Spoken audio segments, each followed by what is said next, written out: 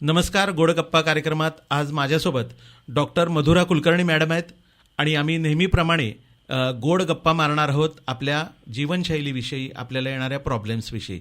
नमस्ते madam. नमस्ते. गोड गप्पामध्ये तुमचं स्वागत आहे. थँक्यू. गोड गप्पा मारत असताना आजचा आपला जो विषय आहे तो फॅट लॉस संदर्भातला आहे. बरोबर. फॅट लॉस करायचा असेल तर गोड चालणार नाही असा एक समज आहे आणि बरेच जण त्याच्यावरच काम करतात. पण हे जे शरीरामध्ये फॅट निर्माण होतात आणि त्याच्यामुळं आपल्याला लाईफस्टाईलमध्ये खूप मोठे प्रॉब्लेम्स क्रिएट होतात, तर हे फॅट क्रिएट होण्याचं कारण काय आहे? सर, ऍक्च्युली सगळ्यात मोठा उत्तर तर तुम्ही तुमच्या ह्याच्यातच दिलं की लाईफस्टाईल. ओके. लाईफस्टाईल लोकांची इतकी चेंज झाली आहे की त्याच्यामुळे फॅट जे नॉर्मली बनलं जायचं की एनर्जीसाठी, ती एनर्जी कन्झ्युमच होत नाहीये. सो फॅट वाढत जातं, डिपॉझिट होत राहतं आणि हॉर्मोन्स, एक सगळ्यात मोठी गोष्ट सगळे विसरून जातात की रिस्पॉन्सिबल आहेत की प्रत्येक ठिकाणी ते फॅट डिपॉझिट करून त्यातून एनर्जी काढायसाठी. तर ते त्यांचं काम व्यवस्थित करत नाहीये. दॅट्स वाय की फॅट सगळीकडे जातंय आणि सेटल होत आहे आणि लोक जाड होत आहेत. आता हा जो जाडीचा प्रॉब्लेम आहे, तर याच्यामुळं अनेक कॉम्प्लिकेशन शरीरामध्ये निर्माण होतात किंवा अनेक आजारांना तोंड द्यावं लागतं. तर या फॅटमुळं कोणत्या कोणत्या आजारांना तोंड द्यावं लागतं? ऍक्च्युली फॅट काय करतंय की तुमच्या बाकीच्या गोष्टी पण वाढवत आहे. जसं की कोलेस्ट्रॉल वाढलं तुमचं, त्याच्यासोबत तुमचे लिव्हरचे फंक्शन्स वेगळे झाले, त्याच्यासोबत किडनीमध्ये प्रेशर आलं. तर ह्या सगळ्या गोष्टींमुळे ओव्हरऑल काय होतंय की हार्टला जसं नॉर्मली काम करायचं ते करत नाहीये. त्याची कॅपॅसिटी कमी होते. इव्हेंच्युअली ऑक्सिजनची कॅरिंग कॅपॅसिटी कमी होते. इव्हेंच्युअली तुम्हाला दम लागणे, थकवा येणे, चिडचिडपणा होणे, काम कमी होणे, काम करायची इच्छा नाही राहणे, झोप न लागणे किंवा कन्सीव्ह करायला प्रॉब्लेम होणे. जसं की लेडीजमध्ये स्पेशली पीसीओडी, पीसीओएस बघतो आपण की जाड लोकांमध्ये हे जास्त प्रमाण दिसून येतं. किंवा पुरुषांमध्ये म्हणा की त्यांना जाडीमुळे होणारे त्रास, जसं की अजिबातच चालता येत नाही, दम लागतोय, काहीच करता येत नाही. ह्या गोष्टी खूप महत्वाच्या ठरतात त्याच्यामध्ये. मग आता शरीराला या फॅटचा इतका जर त्रास होतो, तर हे शरीर आपलं निर्माण का करतं आणि साठवून का ठेवतं? फॅट ऍक्च्युली निर्माण करतं शरीर, कारण फॅट अशी गोष्ट आहे, पहिले तर ते कुशनिंग देतं, तुमच्या बॉडीला एक ओव्हरऑल कुशनिंग प्रोटेक्शन देतं. त्याच्यामुळे शरीर हे निर्माण करतं. शरीराचं असं असतं की समजा एनर्जी कुठे कमी पडली तर ह्या फॅटमधून ती एनर्जी घेतली गेली पाहिजे. आपलं शरीर बनलंय 3-4 गोष्टींनी. मसल्स आहेत, बोन्स आहेत, फॅट्स आहेत आणि टिश्यूज आहेत. टिश्यूजमध्ये रक्तवाहिनी वगैरे तुमचं येतं. पण मसल्स काय करतं? स्नायू प्रत्येक ठिकाणी मुवमेंटला तुम्हाला मदत करतं. बोन्स काय करतात की इंटरनल सपोर्ट स्ट्रक्चर बनवतं. आपले स्नायू आणि इंटरनल बोन स्ट्रक्चर याला प्रोटेक्ट करायसाठी एक फॅट लेअर असतो, ज्याच्यामुळे तुमची स्किनमध्ये जे थर्मल चेंजेस होतात, हायड्रेशन, डिहायड्रेशन, उन्हाचा इफेक्ट, हे सगळं कुशनिंग ते आतपर्यंत आपल्या इंटरनल व्हायटल स्ट्रक्चर्सला पोहोचू देत नाही. सो ऍक्च्युली फॅट गरजेचं आहे. मग तुम्ही झिरो फिगर वगैरे म्हणता ना, that is very dangerous for your health. तुम्हाला थोडं फॅट असणं गरजेचं आहे, पण ते फॅटचं प्रमाण वाढलं, त्याचे पाउचेस तयार झाले, तर त्याच्यामुळे होणारे सेल्युलाइट मधला बदल किंवा सेल्युलाइट जे गाठी गाठी आपण म्हणतो, त्या गोष्टी खूप घातक आहेत. ओके. आता हे फॅट ज्या साठण्याच्या जागा आहेत, त्या जागा शरीरामध्ये कोणत्या कोणत्या आहेत किंवा का तिथं साठतात? सर्वप्रथम आहे आपलं स्टमक किंवा इंटरनल मधला जो बॉडी स्ट्रक्चर आहे तो. आता कॉर्टिसॉल एक नावाचा स्ट्रेस हॉर्मोन असतो. कॉर्टिसॉल म्हणजे काय होतं की जेव्हा माणूस स्ट्रेसमध्ये जातो, आता तो कुठलाही प्रकारचा स्ट्रेस असू दे, आपल्याला असं वाटलं की मला टेन्शन येतोय, स्ट्रेस येतोय, त्यावेळी brain automatic cortisol hormone release करतं. त्या हॉर्मोनचं एकच काम असतं की ते फॅट घेणे आणि आपल्या मधल्या बॉडीच्या स्ट्रक्चरमध्ये डिपॉझिट करणे. कारण का आपल्या बॉडीला किंवा ब्रेनला असं वाटतं की स्ट्रेसमध्ये आपण आहोत म्हणजे आपण स्टार्वेशनमध्ये जाणार आहोत, आपल्या बॉडीला जेवण मिळणार नाहीये. त्यामुळे एक मेकॅनिझम की हा ठीक आहे, आपल्याला काहीतरी साठा हवाय, यासाठी बॉडी काय करते, ते फॅट साठवून ठेवते आणि एनर्जी वापरताना स्नायूंमधून वापरते. त्यामुळे तुम्ही जर विचार केलात की आपण जेव्हा टेन्शन, स्ट्रेस वाढायला लागतं किंवा आपण जेव्हा काम करायला लागतो ऍक्च्युली ऑफिसेसमध्ये इकडे तिकडे, तर आपलं पोट लगेच वाढतं, कारण स्ट्रेस हे सगळ्यात मोठं कारण आहे त्याच्यासाठी. Okay okay.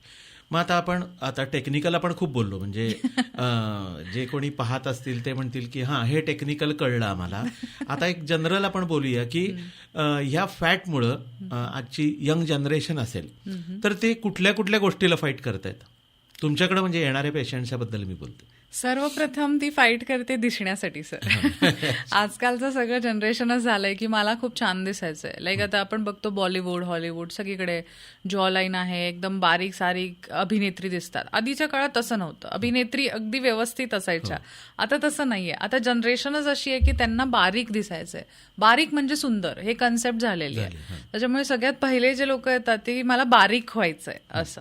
सेकंड, काही लोक खूप अशी कमी येतात की मला त्रास होतोय त्या गोष्टीचा, म्हणून मला ते कमी करायचंय.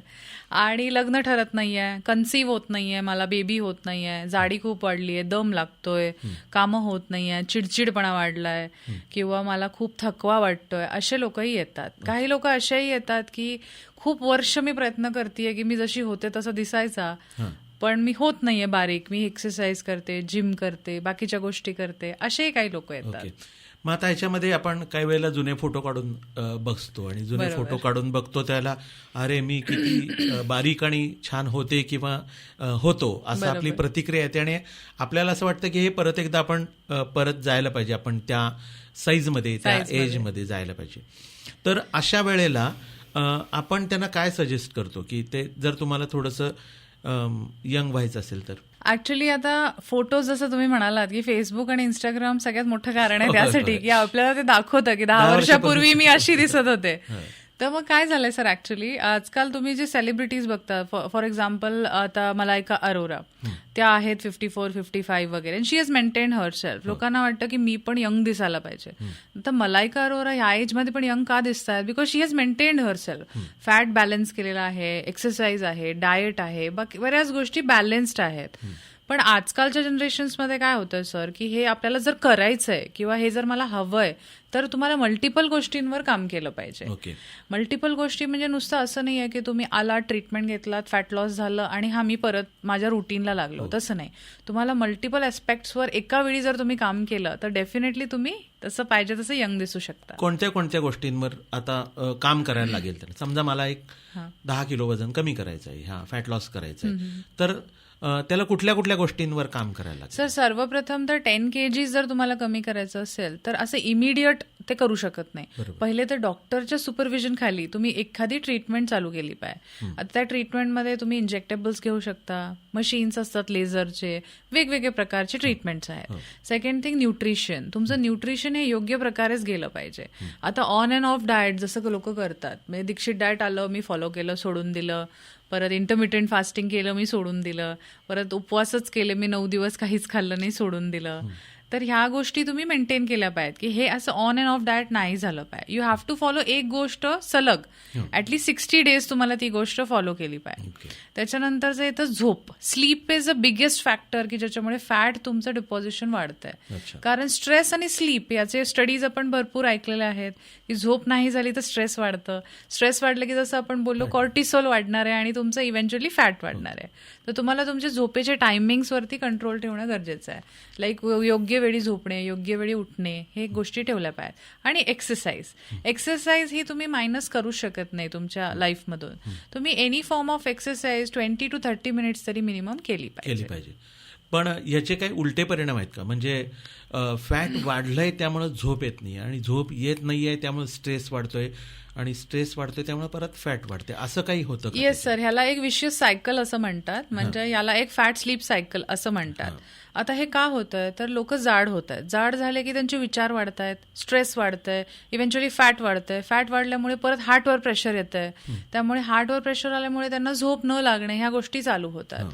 कारण समजा आपल्या हार्टमध्ये काही इश्यू येतोय, म्हणजे तुमचं हार्ट धडधडतंय जोरात, म्हणा अँक्झायटी होतीये तुम्हाला की मी काहीतरी विचार करतोय, माझं हार्ट खूप फास्टर काम करायला, तर बॉडी पण त्याला साथ देत नाही ना, की झोप लागत नाही. समजा आता एक्झामला जायचं असेल फॉर एक्झाम्पल, आणि एक्झामला जायच्या आधी आपण कसं एकदम अँक्शियस स्टेटमध्ये असतो की आपल्याला झोपच नाही लागत, म्हणजे इतर वेळी जेवण जात नाही, झोप लागत नाही. इतर वेळी कसं आपण नॉर्मली झोपू शकतो, पण एक्झामच्या टाइमला अँक्झायटीमुळे आपल्याला ते होत नाही. सिमिलरली जर तुम्ही अँक्शियस आहात, स्ट्रेसमध्ये आहात, तर झोप लागणार नाही. तुमची झोप पूर्ण झाली नाही तर बॉडीला जे रेग्युलर मेटाबॉलिझमला काम करायला वेळ पाहिजे तो आपण देतच नाहीये, त्याच्यामुळे फॅट वाढलं. पुन्हा हे सायकल कंटिन्यू राहिलं.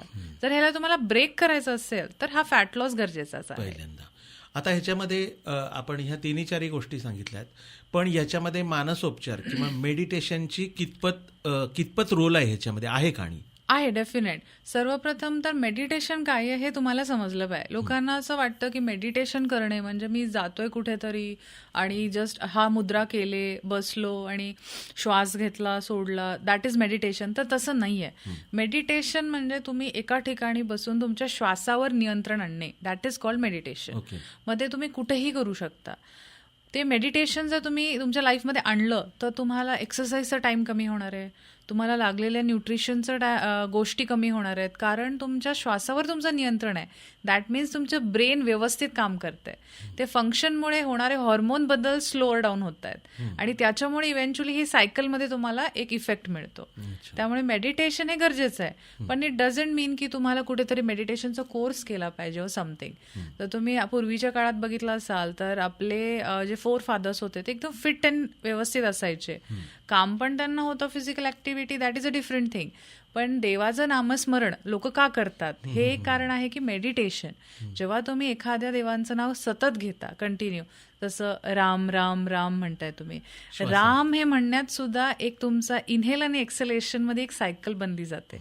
त्याच्या श्वासावर नियंत्रण होतं आणि तुमचे ब्रेन सेल्स एकदम स्लोअर डाऊन होतात. म्हणजे आपण असं म्हणू शकतो की आपल्याकडं पूर्वीचे जे संस्कार आणि परंपरा होत्या त्या हेल्थशी जोडलेल्या होत्या. लोकांनी ते करावं आणि ते कुठेतरी देवाशी जोडल्यामुळं त्याचे कंपल्शन येत होतं आणि ते आपोआपच माणसाच्या हातून त्या गोष्टी होऊन जायच्या.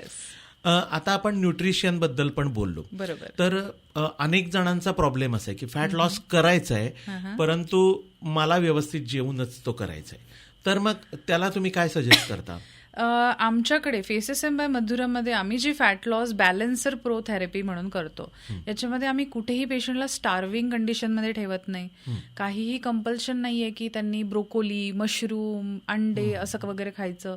तुम्हाला जेवून खाऊन 2 टाइम व्यवस्थित तुम्ही हे करू शकता. एक आमच्याकडे सर्टिफाईड न्यूट्रिशनिस्ट आहेत ज्या तुम्हाला वेळच्या वेळी दर weekly different diet charts provide करतात. त्याच्यामध्ये पहिले ते तुमची हिस्ट्री घेतात. जसं की आता समजा तुम्ही माझ्याकडे आलात आणि म्हणाला डाएट द्या, मी तुम्हाला म्हणलं की तुम्ही 7 वाजता हे खावा, 10 वाजता हे खावा, 11 वाजता हे खावा, तुम्ही 2 ते 3 दिवस फॉलो करा. चौथ्या दिवशी तुम्ही म्हणाल मला नाही करायचं हे किंवा मला आवडत नाही.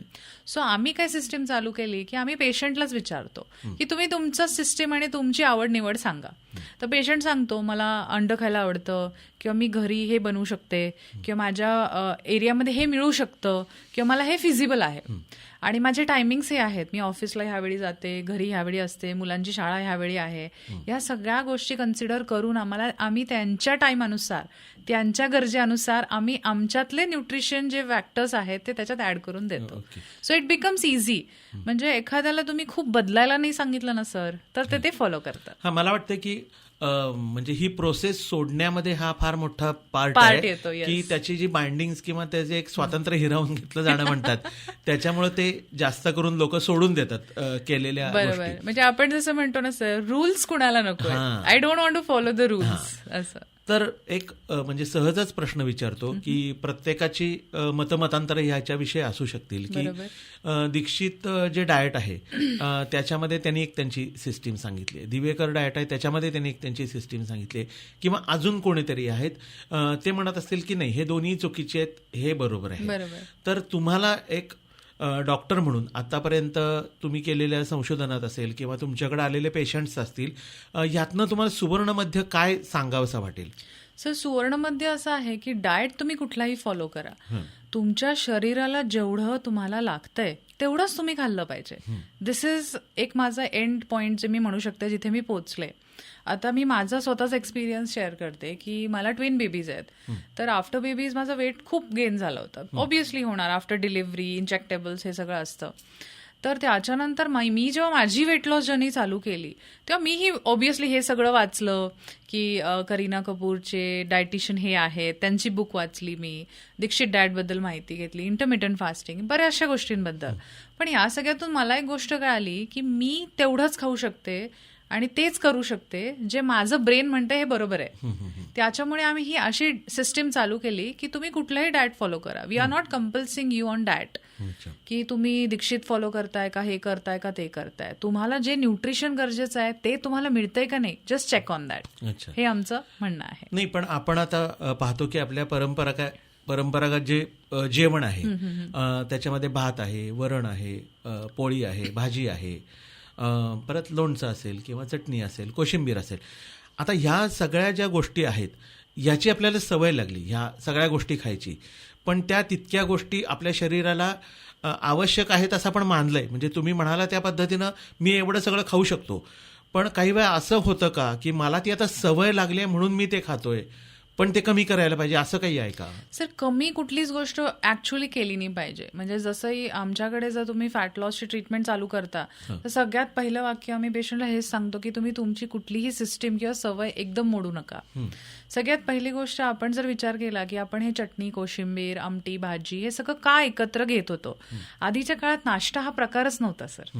जेवण, दिस वॉज दी एंटायर थिंग. सकाळचं जेवण, रात्रीचं जेवण. आता आपण काय करतो, सकाळी उठलं की चहा सोबत बिस्किट हवी आहेत किंवा खारी टोस्ट किंवा काहीतरी हवं आहे.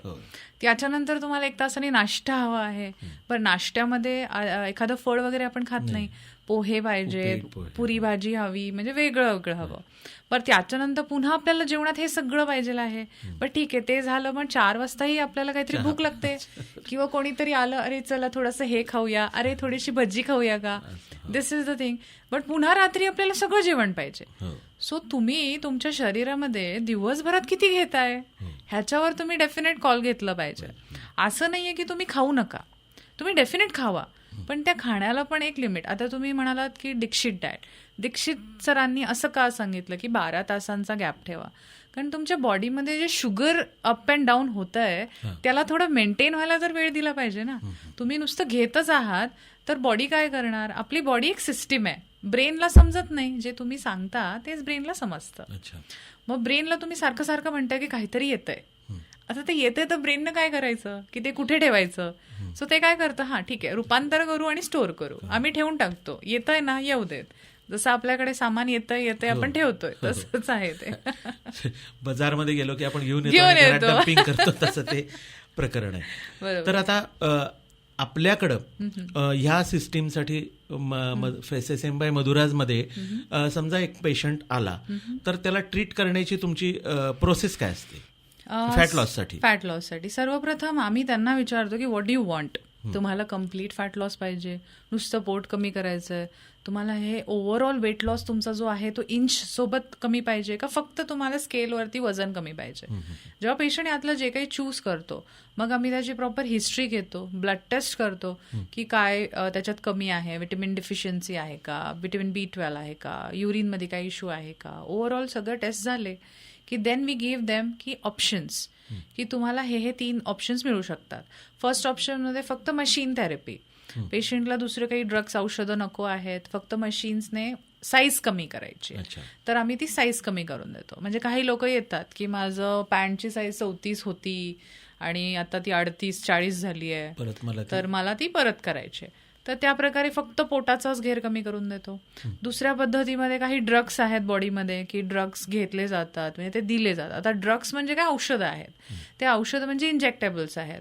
जसं आपण बघितलं, जसे बरेच सेलिब्रिटीज ते औषधं घेऊन बारीक झालेत खूप सारे, तर तसे आहेत. फक्त ते डॉक्टरच्या सुपरविजन खाली तुम्ही घेणं गरजेचं आहे. आणि त्याच्यासोबत हे मशीन थेरपी. आणि थर्ड आहे आमचं बॅलन्स प्रो, जे आम्ही म्हणतो. त्याच्यामध्ये ओव्हरऑल तुमच्या बॉडीचा वेल्थ आणि पूर्ण हेल्थ मेंटेन करायसाठी जे काही गोष्टी गरजेच्या आहेत, स्टार्टिंग फ्रॉम तुमचा फॅट लॉस, तुमचा इंच लॉस, तुमचा मसल गेन, तुमचं मसल एक इव्हॅल्युएशन करून की ह्या माणसाला या हाईट प्रमाणे किती वेट गरजेचं आहे, तुमचं diet, everything comes under that. अच्छा, या प्रोसेसनं जावं लागेल आणि त्या शिस्तीमध्ये त्याला वागावं लागेल. हो. मग एकदा समजा एक 10 किलो 15 किलो माझ्या टार्गेट प्रमाणे ते सगळं कमी झालं, बरोबर, तर परत त्यानंतर त्याच्यासाठी पुढं तुमच्या गाईडलाईन काही असतात का, परत तुम्ही त्याला बोलवता का, परत त्याला यावं लागतं का, यावं लागत नाही? तर जनरली तर जेव्हा आम्ही फॅट लॉसला पेशंट येतो त्याच्या आधीच first thing we clear is की आम्ही 3 वर्ष आमच्याकडून तुम्हाला फ्री ऑफ कॉस्ट डाएट देणार आहोत. Okay okay. You follow that. अच्छा. तर त्याच्यामुळे पेशंटला बर्डन येत नाही की हा ठीक आहे नंतर मी काय करायचं. सेकंड थिंग की कुठलीही गोष्टीला मेंटेनन्स इज मस्ट. जसं आपण बोललो की ही एक सायकल आहे. जर तुम्ही फॅट लॉस केलाय आणि परत तुम्ही तुमची आहे ती जीवनशैली परत अडॅप्ट केली तर डेफिनेटली फॅट तुमचं पुन्हा वाढणार आहे. तर तुम्हाला काय गरजेचं आहे, आम्ही नाही म्हणत की तुम्ही हेवी गोष्टी करा किंवा कायम ट्रीटमेंट चालू ठेवा. जेव्हा 15 किलो पेशंट मला म्हणतो त्यावेळी मी नेहमी 18 किलो कमी करून देते. अच्छा. कारण जो 3 किलोचा पुढे गॅप आहे तो इव्हेंच्युअली भरून येणारच आहे. आणि मग पेशंटलाही असं वाटत नाही की मला काही अगदी बाउन्स बॅक लगेच झालं. सेकंड थिंग की तुम्ही मेंटेनन्स म्हणजे काय, तर तुम्ही थोडी एक्सरसाइज करा, तुम्हाला जेवढं पुरेसं आहे तेवढं न्यूट्रिशन घ्या, फिजिकल ऍक्टिव्हिटी थोडी ठेवा. म्हणजे आता सर एक लेडीजचं सांगते, घरात एखादी महिला आहे ती रोजची स्वयंपाक धुणं भांडी आधी सगळं घरी होत होतं. आता कसं आपण मेड लावतो, कोणीतरी बाई लावतो, ती येते स्वयंपाक करते जाते, ती येते धुणं भांडी करते जाते. मग जी लेडीज आहे ती त्यांच्या मागे असते पण तिची फिजिकल ऍक्टिव्हिटी होत नाहीये ना. तर तुमची काहीतरी फिजिकल ऍक्टिव्हिटी झाली पाहिजे. भलेही तुम्ही खाली वाकून झाडू करणे, म्हणजे जसं आपण बोललो की पारंपरिक ज्या गोष्टी होत्या त्याच्यातही कुठेतरी हे सगळं हे होतं. आता तुम्ही जर बघितलं तर आधी आपण गिरण वगैरे नव्हती तर त्यावेळी दळायचे, तर त्यांचे जे मसल स्ट्रेंथ होती दॅट वॉज एक्सलंट फिमेल्सची. पण हे आता नाही राहिलंय तसं. तर तुम्ही काय करू शकता की थोड्या छोट्या छोट्या गोष्टी घरामध्ये करायला सुरुवात करा.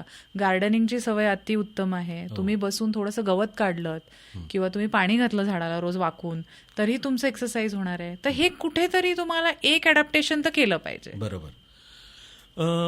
याच्यामध्ये आपण आपल्याकडं आता यंग जनरेशनमध्ये पण हा प्रॉब्लेम दिसायला लागला असं आपण थोडं औपचारिक बोलत होतो तेव्हा तुम्ही सांगितलं. तर हा यंग जनरेशनमध्ये का दिसायला लागलाय आणि त्याच्यावरती काय सोल्युशन आहे? सर आधी कसं होतं, मैदानी खेळ खूप असायचे, म्हणजे लहानपणापासूनच आपण बाहेर खेळायचो. आता काय झालंय, अभ्यासाचा ताण एवढा वाढलाय, ट्युशन्स क्लासेस, त्यांचं शेड्यूलच एवढं आधीपासूनच टाईट असतं की त्यांच्या बॉडीला ते ऍक्सेप्टच होत नाही की मला फिजिकल ऍक्टिव्हिटी करायची आहे. व्यायाम म्हणजे एकच जड दप्तर घेऊन जायचं. बरोबर. तर त्याच्यामुळे ते करणार काय फिजिकल ऍक्टिव्हिटी. बरं, इथून जायचं शाळेत बसायचंय, शाळेतही मैदानी खेळ कमी झालेत आता आपण बघतो. आधी कसं खेळायचा 1 तास असायचा, आता तसं नाहीये. CBSE ICSE बरेच पॅटर्न्स आले, त्यामुळे अभ्यास वाढलाय, ताणतणाव वाढलाय, त्यामुळे मुलांना स्कोपच नाही की फिजिकल ऍक्टिव्हिटी. प्लस घरी आल्यावर टेलिव्हिजन आहे, मोबाईल्स आहेत, गॅजेट्स आहेत, इलेक्ट्रॉनिक जग सगळं झालेलं आहे. त्याच्यामुळे तुमचं हालचालच होत नाही दिवसभरात. तर यंगपणा किंवा तुम्ही यंग असाल तर तुम्ही जाड होणारच आहात.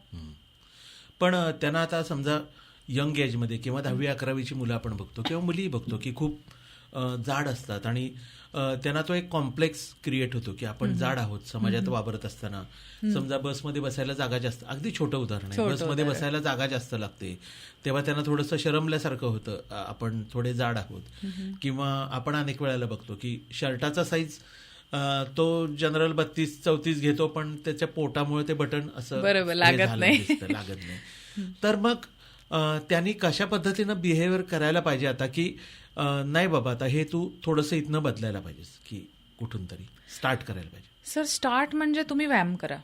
सर्वप्रथम जर तुम्ही तुमच्या शरीराला व्यायामाची सवय आणि जसं मी बोललो तुमचं खाण्यावर नियंत्रण असेल, म्हणजे आता जंक फूड सर इंटेक किती झाला लोकांचा हे त्यांनी चेक केलं पाहिजे डेफिनेटली. आता यंग जनरेशन जसं बसमध्ये तुम्ही म्हणालात की असं वाटतं, असं माझ्याकडे परवाच एक एक्झाम्पल आलं होतं की व्हेरी यंग लेडी, मॅरिड आहे, मुलं आहेत, पण लग्नात गेलं की ती एका कोपऱ्यात बसलेली असते कारण तिला असं वाटतं ती खूप जाड दिसते. तर हे होतं. मग आता हे तुम्ही नुसतं होऊन किंवा ह्या डिप्रेशनमध्ये जाऊन उपयोग नाही आहे, तुम्ही त्याच्यावर काहीतरी केलं पाहिजे. सो पहिले तर तुम्ही वर्कआउट चालू करा, काही ना काही प्रकारे व्यायाम केला पाहिजे. काहीच जमत नाही, कुठं जायला जमत नाही, वॉकिंग करा. वॉकिंग हा सर्वोत्तम व्यायाम आहे. थोडं थोडं वॉकिंग जरी सुरू केलं तर काहीतरी हालचाल चालू होते. त्याच्यानंतर डॉक्टरांचं सुपरविजन घेऊन तुम्ही वेट लॉस चालू करा, कारण हे करणं गरजेचं आहे. आणि यंग असाल तुम्ही फारच, म्हणजे अगदी 15-16 वर्षाचे असाल तरी सुद्धा तुम्ही डॉक्टरांच्या सल्ल्याने फॅट लॉस घेऊ शकता.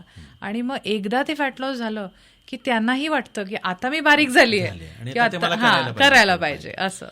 आपण वॉकिंगबद्दल बोललो, बरोबर. परंतु अनेक वॉकिंगच्या बाबतीत पण जसे न्यूट्रिशनच्या बाबतीमध्ये समज गैरसमज आहेत, तसे वॉकिंगच्या बाबतीत काही जण म्हणतात फास्ट चालायला पाहिजे, काही जण म्हणतात नेहमीच्या चालीनं चालायला पाहिजे, काही जण म्हणतात थोडं फास्ट थोडं स्लो चालायला पाहिजे. तर यातलं तुमच्या दृष्टीनं मी आता सगळ्या गोष्टी तुमच्या मेथडनं का विचारतोय की तुम्ही काहीतरी त्याच्यावरती अभ्यास केलाय किंवा तुम्हाला एक्सपिरियन्स आहे तेवढ्या ह्याच्यातले, तर त्यातल्या त्यात बरी पद्धत कोणती आहे? सर ॲक्च्युली याच्यावर मी खूप छान उत्तर देऊ शकते. जसं आता आपण लहान होतो, ठीक आहे, माझी रायटिंग स्पीड कमी होती, मला ए टू झेड लिहायला 1-2-4 तास लागत असतील. मी 5वी-6वीत गेले, ती थोडी वाढली, शब्दच लिहायला चालू केले मी. कॉलेजमध्ये आला मी फास्ट लिहायला लागले, मेडिकलला आल्यावर अजून फास्ट लिहायला लागले, कारण पेपर संपवायचा आहे. So it goes on increasing. कुठलीही गोष्ट इमिडिएट होत नाही, तुम्हाला स्लो जावी लागते. वॉकिंगच्या बाबतीतही तसं आहे. वॉकिंग किंवा ऍक्टिव्हिटी का गरजेची आहे? आपल्या हार्टची कार्डियक ऍक्टिव्हिटी वाढवायला. जेव्हा तुमची हार्टची कार्डियक ऍक्टिव्हिटी वाढेल, आता तुम्ही जिमला जाता तर म्हणतात कार्डिओ करा. आता व्हॉट इज कार्डिओ?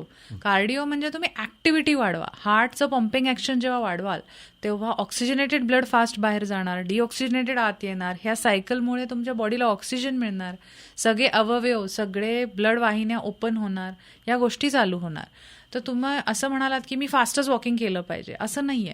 काही लोकांचा पेसच कमी असतो, त्यांनी स्लो वॉकिंग केलं तरी चालेल. फक्त असं नाहीये की तुम्ही स्लो वॉकिंग 10 मिनिटं करताय आणि फास्ट वॉकिंग 10 मिनिटं करताय. जर तुम्ही फास्ट वॉकिंग 10 मिनिटं करताय तर स्लो वॉकिंग तुम्हाला 30 मिनिटं तर केलं पाहिजे. तर अकॉर्डिंगली तसं केलं पाहिजे. बरोबर. तर मी आता सकाळी फिरायला जातो तेव्हा अनेक लोक पळताना पण मला दिसतात. म्हणजे मुलं जर पळत असतील किंवा ह्या यंग जनरेशन मधली मुलं पळत असतील तर काही वाटत नाही, पण काही 40शीचे 35शीचे 45शीचे लोक सुद्धा म्हणजे रेअरली दिसतात. पण त्याला मला थोडीशी भीती वाटते की हे पळतात हे बरोबर करतात का नाही, तर ते काय आहे? सर, पळणे हे उत्तम आहे सगळ्यात. कारण का, तुम्ही जेव्हा रनिंग करता तेव्हा तुमची कार्डियक ऍक्टिव्हिटी एकदम फास्टमध्ये एनहान्स होते.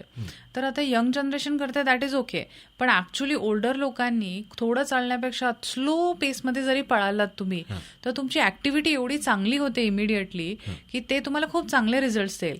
तर आपल्याला भीती वाटते की बापरे एवढा एजेड माणूस कसा पळतो, पण त्याचे काही तुम्ही गोष्टी हे घेऊन पळू शकता. जसं तुम्ही गुडघ्याचे नी कॅप्स घाला, तुम्ही मातीवरती पळा, पेविंगवरती पळू नका. त्याच्यामुळे तुमच्या गुडघ्याला येणारा ताण आहे तो कमी राहील. ह्या गोष्टी तुम्ही करून जर केलं तर हा रनिंग हा सगळ्यात उत्तम पर्याय आहे. डॉक्टर, आजकालचा जमाना असा झालाय की हा आता फास्टिंगचा जमाना झालाय. म्हणजे आपण पूर्वी शांत चित्तानं 3 तासाचा सिनेमा बघायचो, त्याच्यानंतर तो 2 तासावरती आला, मग शॉर्ट फिल्म्स आल्या आणि आता 1 मिनिटाच्या रील पर्यंत सिरीज वगैरे. तर या वेट लॉसच्या बाबतीमध्ये पण असं झालं की पूर्वी लोक मला जेवढा वेळ लागेल तेवढा चालेल असं म्हणायचे, परंतु आता अनेकांची अशी इच्छा असते की मला हे लगेच झालं पाहिजे. तर तसं काही आहे का? सर, असं तरी अजून काही इन्व्हेंट झालेलं नाही आहे. सी, तुम्ही जितकं काही फास्टर कराल त्याचे साईड इफेक्ट्स पण तेवढेच डेफिनेट असतात. सो नेहमी डॉक्टरही सांगतात की स्लोअर पेसने. आता समजा तुम्हाला ताप आलाय आणि तुम्ही डॉक्टरला जाऊन म्हणालात की लगेच मला उद्या बरं करा, असं नाही होत ना. तुम्हाला 5 दिवसाचा अँटीबायोटिकचा कोर्स केलाच पाहिजे. तसं आहे की फॅट लॉस तुम्हाला होणार आहे, पण you have to keep your patience.